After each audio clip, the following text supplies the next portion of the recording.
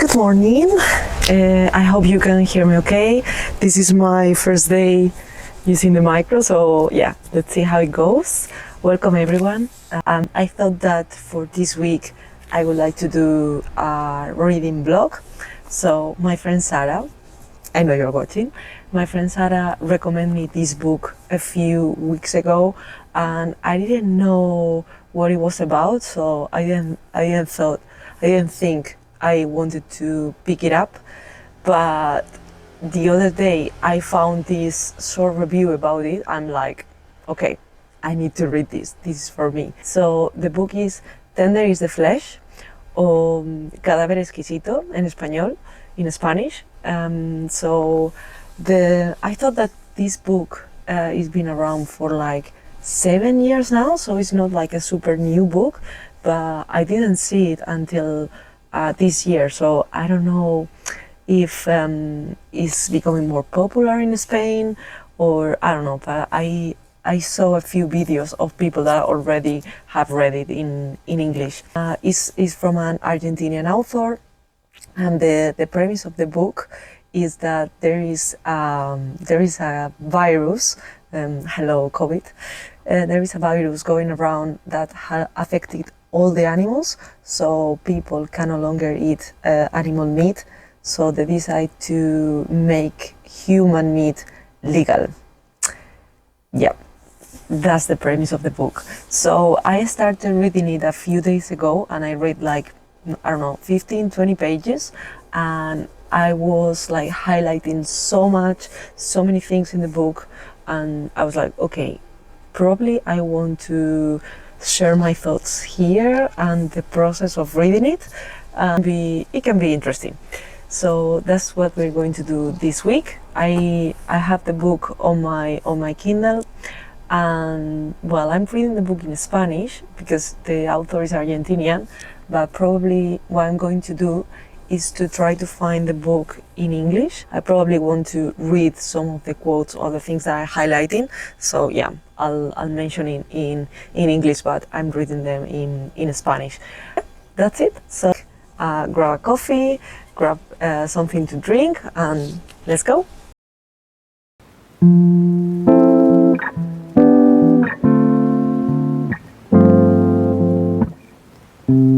Every minute slipping by, even when I close my eyes. Ruthless, I know. You might even wonder why I go MIA sometimes. House. So I'm only a few pages into the book, but it's already crazy. I mean, I have so many things to say. So the book starts with this guy that used to work in a slaughterhouse, and he starts to remember and think about how this virus spread around, and how the virus started. It started to affect all the animals, so people were like killing animals around to try to stop this virus.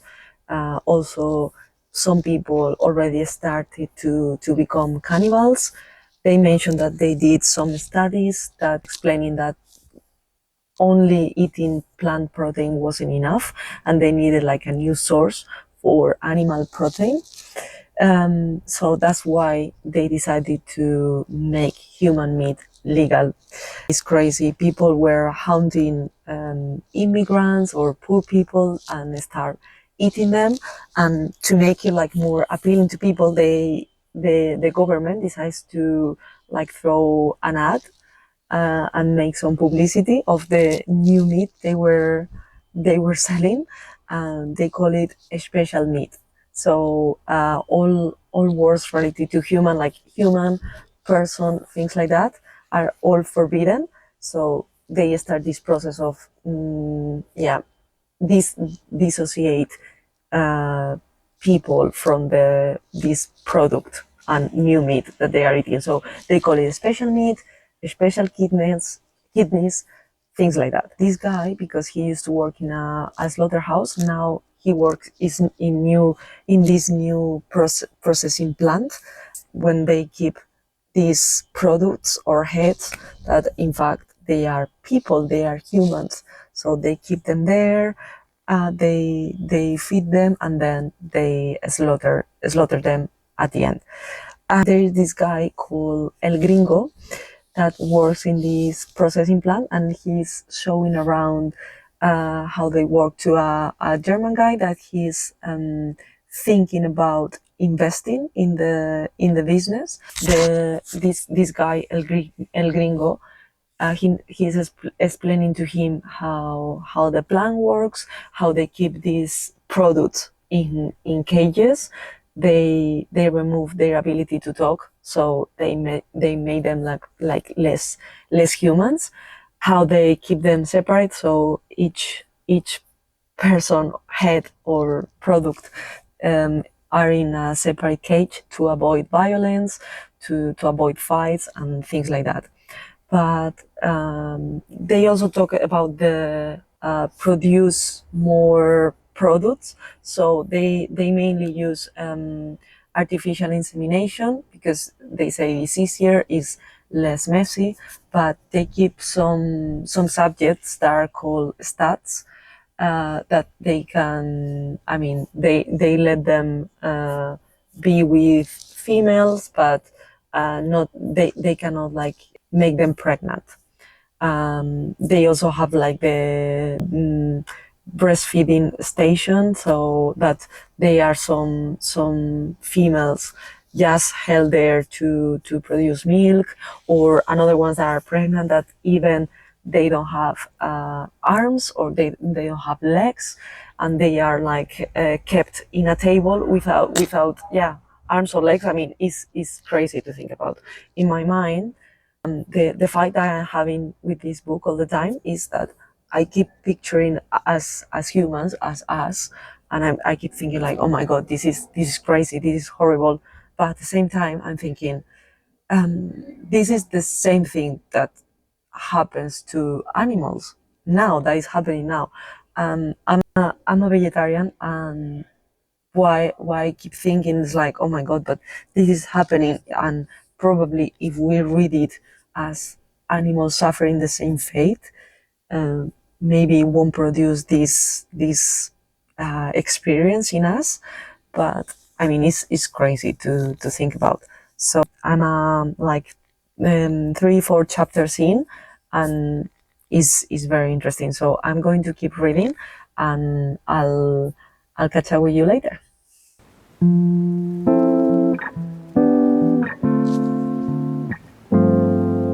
So one thing that I forgot to mention before is that we also learn in this processing plant what are the FGP. So these are called the first generation pure. So basically, these FGP are like the first generation that are born and bred in captivity, and these people haven't been genetically modified or given injections to accelerate their growth, because in order to speed the process, they give them injections, medication, drugs to accelerate the growth. So this the generation pure, first generation pure, are meant to be like the meat is to be more delicious and more pure and more natural. So, yeah.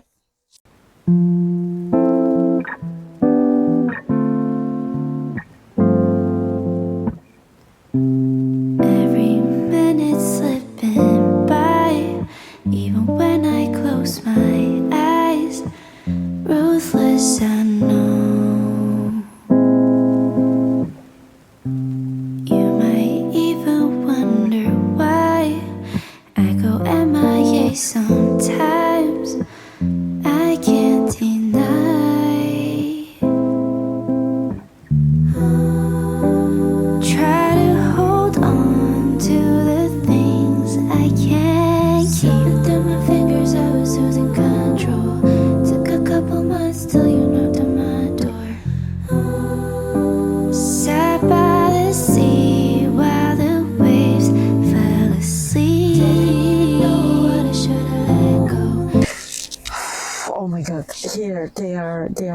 about that they also eat kids, and that the kids is the the most tender meat you can have, because they weight is so light. So yeah, it's crazy to imagine, and they even offer them like a sandwich of that. So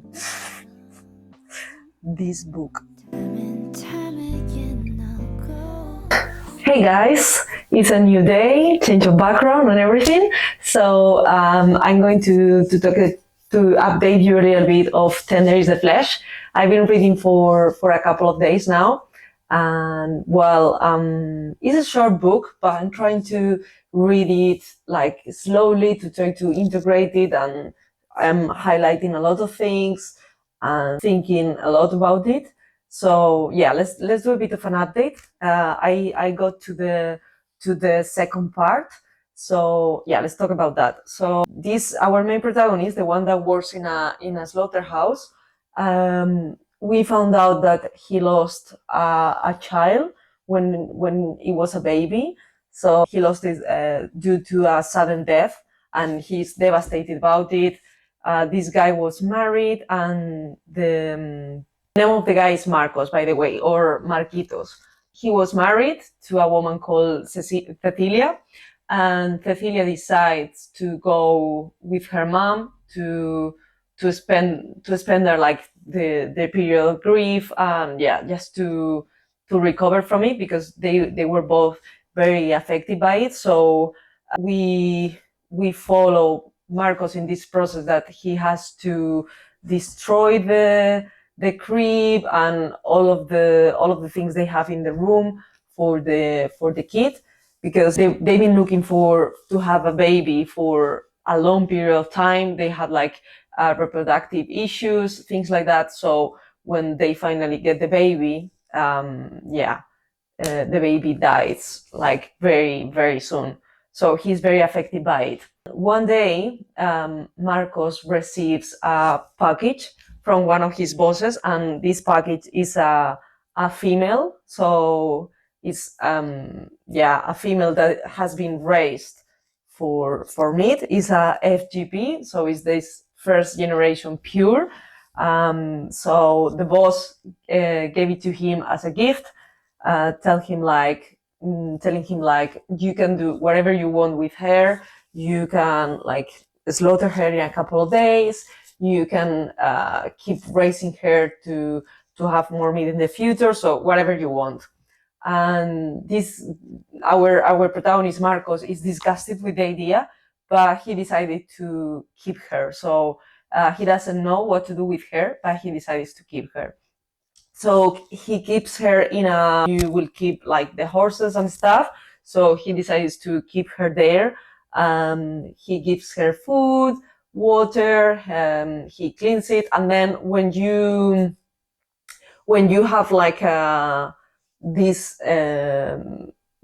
products or heads at home, you need like to follow a procedure, and some people from well, it's not the government, but yeah, from a company needs to certify that the specimen is healthy and all these kind of things, no? And they have to see it with their own eyes and to make sure that everything is okay. That was very bizarre.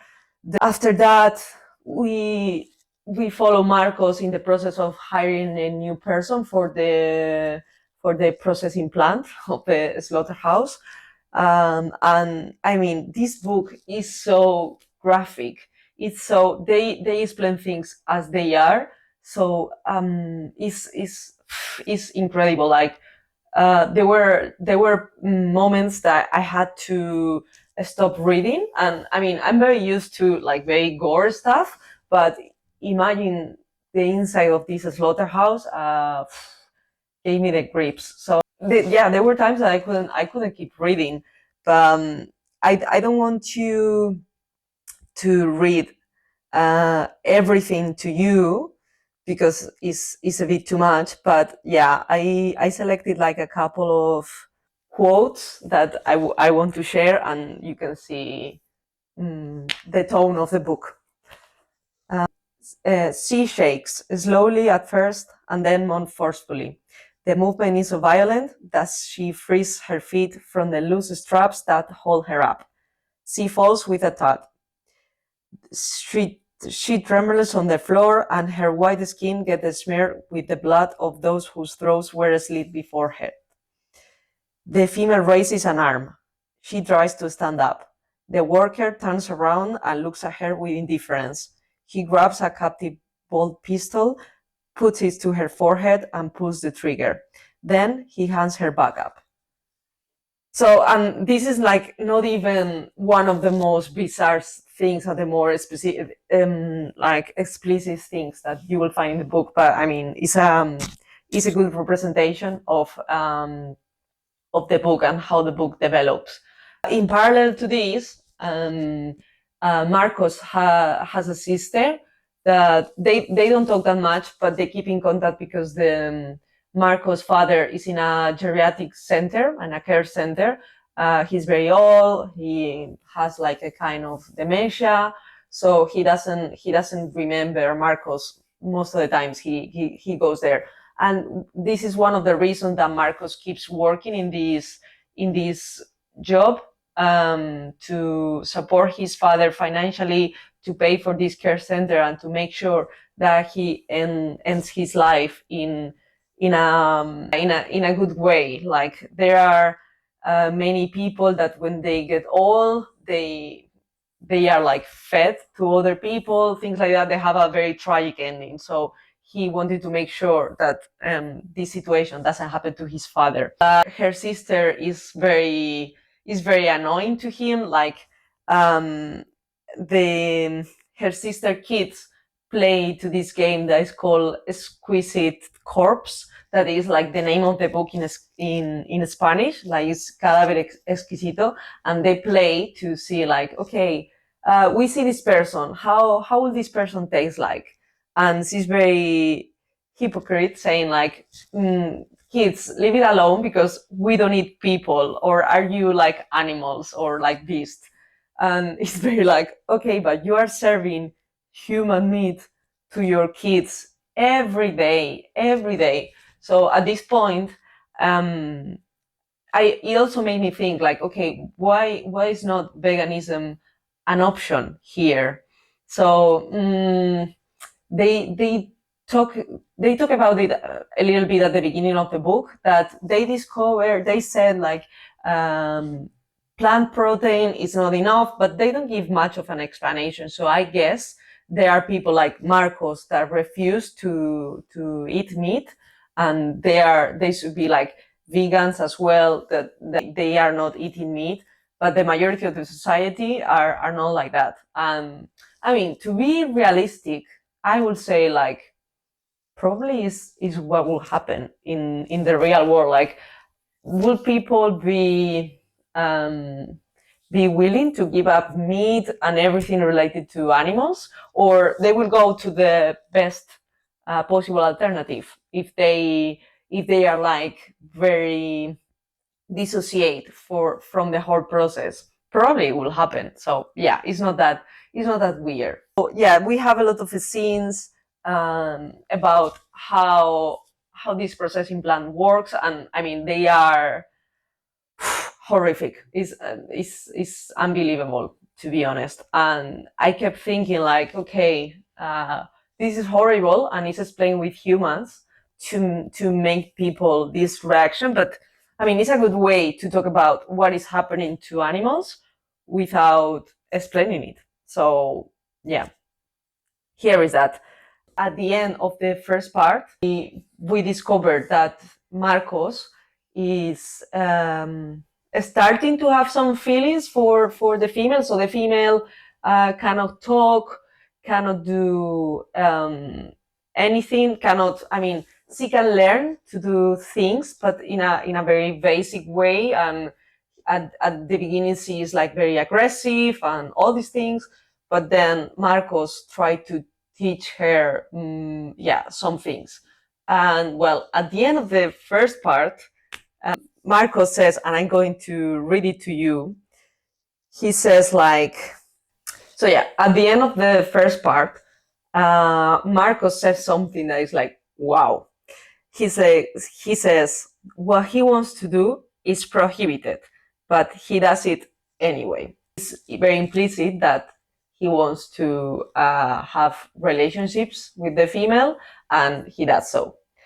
That's how the first part ends. A lot of things has happened. Probably now I will update you once I finish the book. And yeah, I will give you like the final conclusions and yeah, the final spoilers, I guess. So yeah, let's get into it.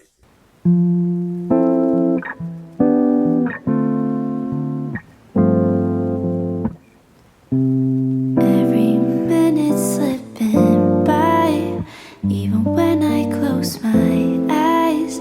Ruthless, I know. You might even wonder why I go MIA sometimes. I can't deny.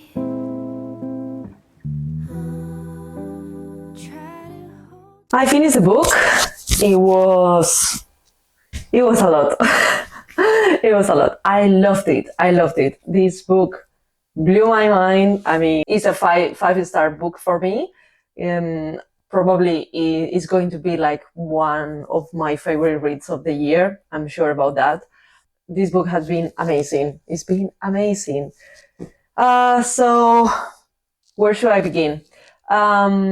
So yeah, in part 2 of the book, we discovered that the female that Marcos has at his home is pregnant, is 8 months pregnant, and this is something that is illegal, that it cannot happen, and also all the heads are marked with a sign on the forehead, so they people understand that they are not people, that they are heads. So because of this, he has to keep her at home. So he has it like she cannot go out, she cannot like discover the world, and also Marcos says like she cannot adapt to this world. She cannot talk.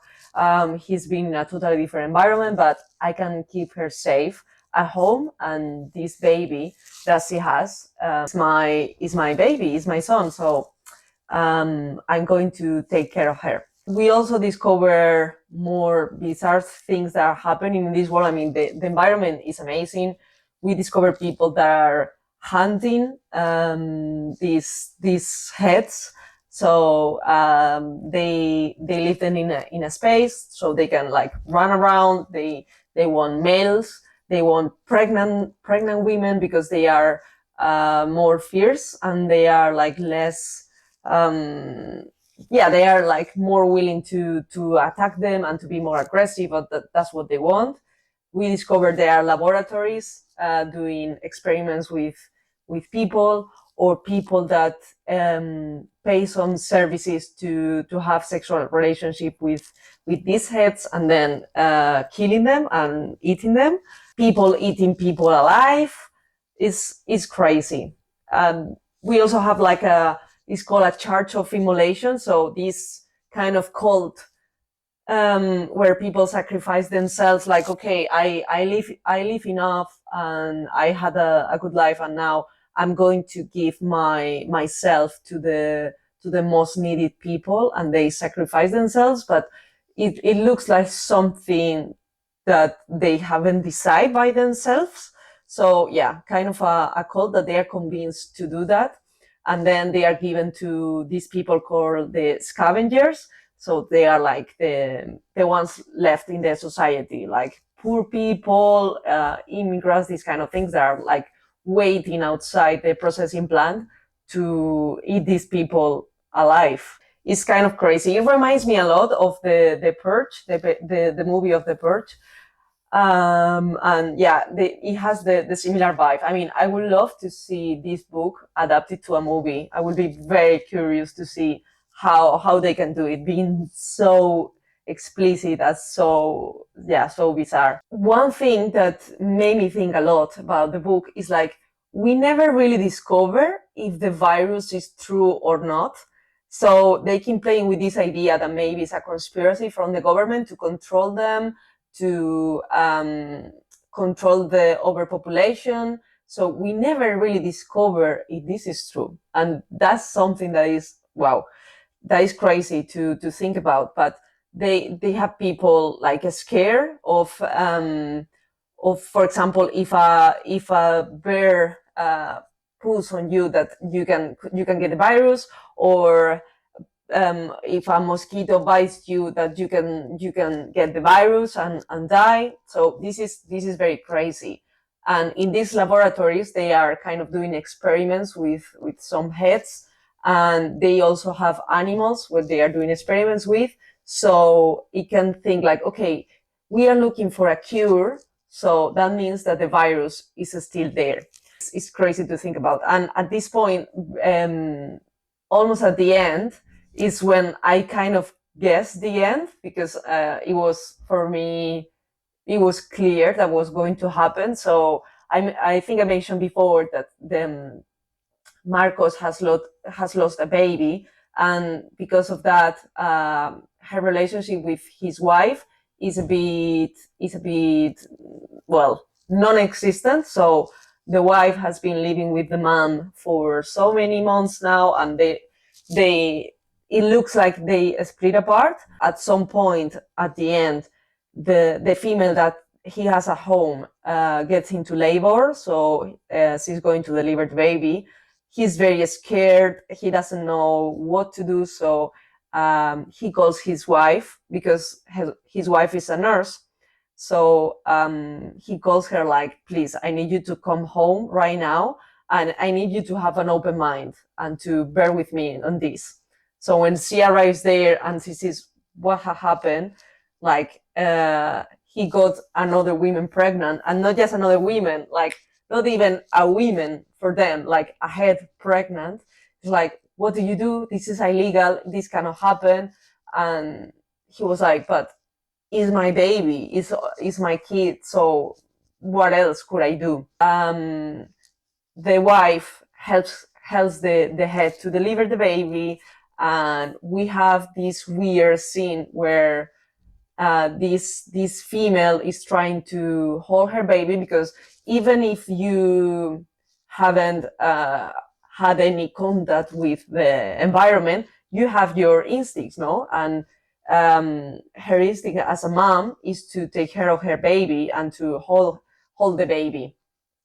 But as soon as the nurse gets the baby, she's like holding the baby and looking at Marcos, saying like, now we have a baby, like our life is completed. At the end, Marcos decides to sacrifice the female so they can keep the baby.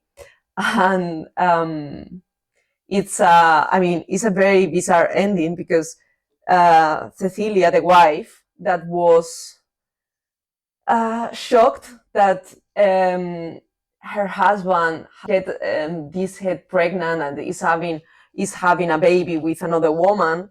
She's like, but what have you done?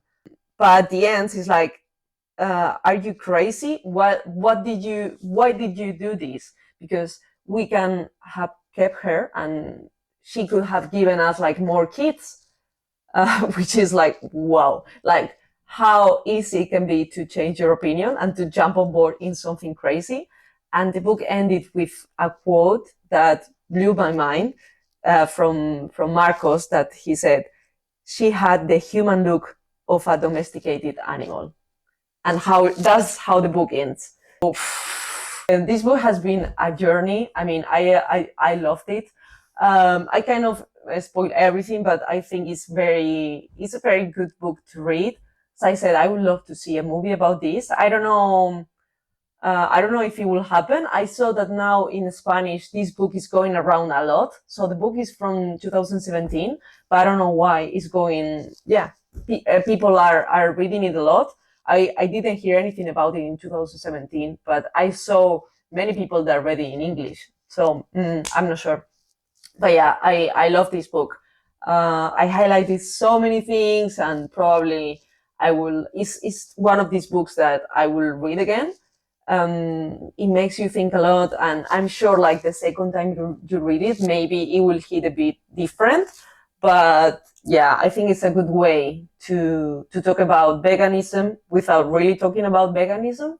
So yeah, it was a very smart book and a very cool read. So yeah, that's all for today. I hope you enjoy it, and I'll see you next time. Bye.